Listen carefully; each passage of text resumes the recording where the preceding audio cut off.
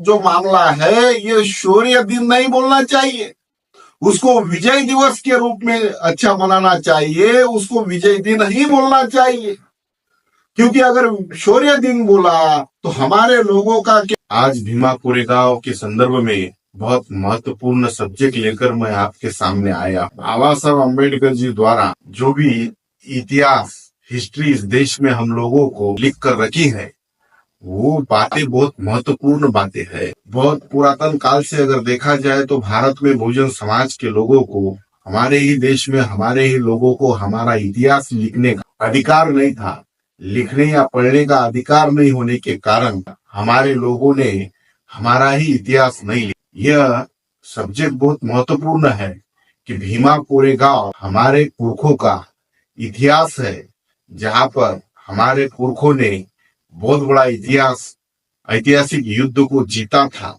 उस ऐतिहासिक युद्ध को, उस इतिहास को दबाए रखने के लिए कुछ षड्यंत्रकारी लोगों के द्वारा हमारा इतिहास हमारे आने वाली पीढ़ी को ना मिले या वो उससे प्रेरणा ना ले पाए, इसलिए मनुवादियों ने वो इतिहास को छुपाने का और उनके फेवर में बदलने का बहुत बड़ा षड्यंत्र किया है। बाबा साहब अम्बेडकर भीमा कोरेगांव जाते ही नहीं थे, वंदन करने या अभिवादन करने के लिए जाते ही नहीं थे।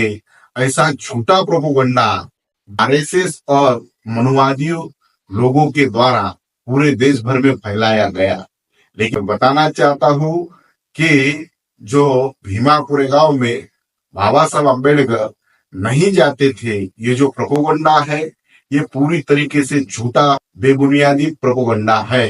साथियों, बाबा साहब अम्बेडकर के लिटरेचर में जो बाबा साहब अम्बेडकर ने 1927 में जो चौताल तालाब का आंदोलन महाराष्ट्र में किया था, उस आंदोलन के समय जो बाबा साहब ने भाषण दिए हैं, भीमा कोरेगांव का उल्लेख आता है। मैं जब भीमा कोरेगांव में गया था तो वहां का जो भीमा कोरेगांव स्तंभ समिति है, जो वहां का प्रोग्राम पूरा अरेंज करते हैं, वहां पर बाबा साहब अम्बेडकर भीमा कोरेगांव में आए थे और उस स्तंभ को वंदन किया था।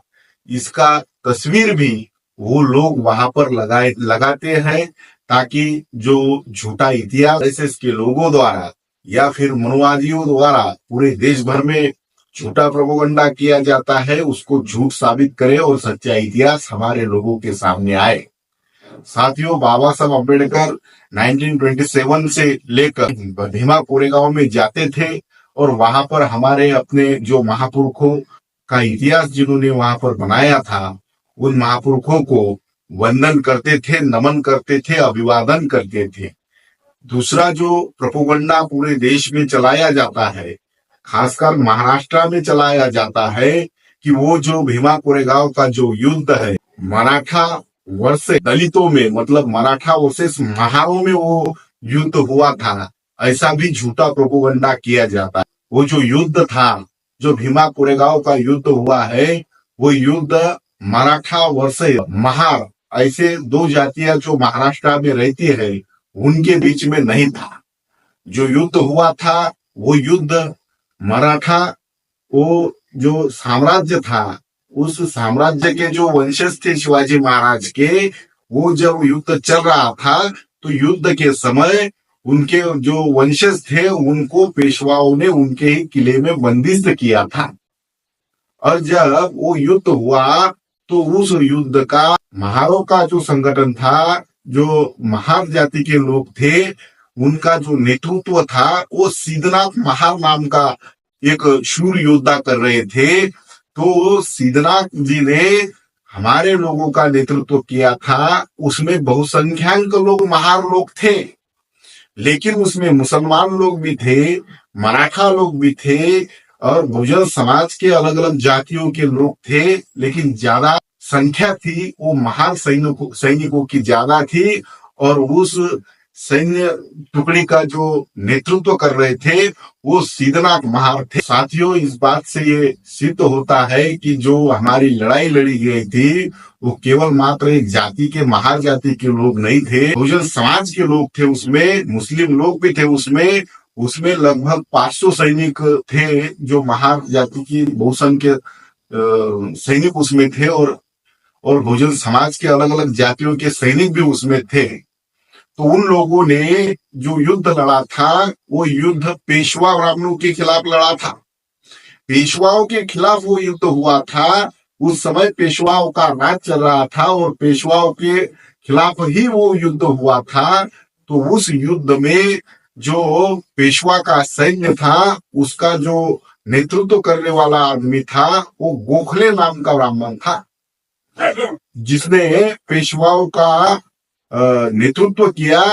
जब पेशवाओं का जो सैन्य बल था वो लगभग 30,000 सैनिक उनके थे। तो वो 30,000 सैनिकों में जब ये न्यूज वहां पर गई कि जो सिद्धनाथ महार है वो महार सैनिकों का नेतृत्व कर रहा है, तो उनका नाम सुनकर ही उस 30,000 सैनिकों में से 2,000 सैनिक भाग गए। तो जो सिद्धनाथ महार थे जिन्होंने उस युद्ध का हमारे बहुजन समाज की तरफ से नेतृत्व किया था, उनका नाम सुनकर ही 2,000 सैनिक पेशवाओं के भाग गए थे। साथियों, पेशवाओं के 30,000 सैनिक थे। पेशवा का अर्थ होता है ब्राह्मणों के। पेशवाओं के 30,000 सैनिक थे। तो 30,000 सैनिकों में से केवल मात्र नाम सुनकर 2,000 सैनिक भाग गए। हमारा जो पुरखों का शूरवीरता का इतिहास है, शौर्य का इतिहास है, उस इतिहास को भी ये लोग अपने नाम पर करते हैं। एग्जाम्पल के तौर पर मैं आपको एक बात बताना चाहता हूं कि नरेंद्र मोदी जब अपने चुनाव का प्रचार कर रहे थे, आरएसएस के लोग भी उनका प्रचार कर रहे थे, तो एक बात बहुत बार बार दोहराई जा रही थी कि 56 इंच की छाती, 56 इंच की छाती, 56 इंच की छाती, 56 इंच की छाती। ये जो 56 इंच की छाती है, ये 56 इंच की छाती बताई जाती है। तो सवाल ये उठना चाहिए कि छाती 56 इंच की क्यों बताई जाती है? शूरता और वीरता का मैं बहुत ही मजबूत पुरुष हूँ या मैं बहुत ही बलवान हूँ। हमारे गांव देहात के लोग नरेंद्र मोदी प्रचार प्रसार करते हुए 56 इंच की ही बात क्यों करते हैं? तो मैं उन लोगों को बताना चाहता हूँ, ये जो 56 इंच का मामला है, ये उनके वीरता और शूरता का मामला नहीं है, बल्कि हमारे महापुरुषों ने जो वीरता दिखाई थी, जो विजय हासिल किया था, वो विजय मिलने के बाद भीमा कोरेगांव में हम लोगों को विजय मिलने के बाद मौखिक इतिहास वो हमारे लोगों ने एक दूसरे को बताया। वहां से वो 56 इंच की छाती ये सब्जेक्ट आया। 30,000 पेशवाओं के सैनिक थे। तो 30,000 सैनिकों में से 2,000 सैनिक सिद्धनाथ महार जी का जो शूरवीर योद्धा थे, उनका नाम सुनकर केवल मात्र नाम सुनकर ही 2,000 सैनिक भाग गए थे। तो 30,000 में से 2,000 सैनिक भाग गए, तो बचे 28,000। तो उन 28,000 पेशवा सैनिकों को हमारे केवल मात्र 500 शूरवीर सैनिक थे।